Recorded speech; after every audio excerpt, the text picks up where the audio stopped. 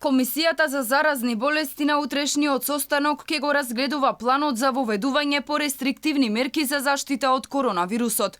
Како опција ќе се разгледува намалувањето на работното време на угостителските објекти во пресрет на новогодишните празници, но не карантин и полициски час. Министерот за здравство Венко Филипче истакна дека овие две мерки нема да дадат резултати и подобрување на епидемиолошката состојба во земјава во предстојниот период. Во исчекување на конкретни мерки, ковид пандемијата урива црни рекорди, а бројките на ново заразени и починати се страотни.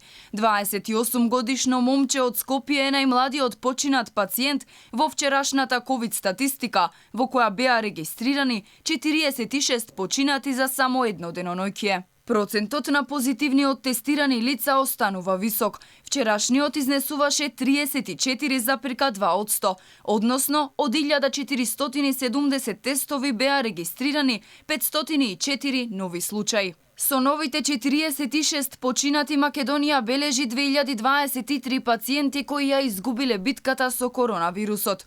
Со овие бројки земјава се најде на неславното 6-то место во Европа по смртност, со алармантни 971 мртов на 1 милион жители. Пред нас се Шпанија, Андора, Италија, Сан Марино и Белгија, а во светски рамки пред нас на оваа табела се наоѓа и Перу со 1097 мртви на 1 милион жители. Во изминатото деноноќие во ковид центрите во Скопје беа примени 42 нови пациенти поради компликации од вирусот. Вкупно 499 лица сомнителни и потврдени на COVID-19 се лекуваат на инфективните оддели во главниот град. Голем дел од нив се на кислородна поддршка.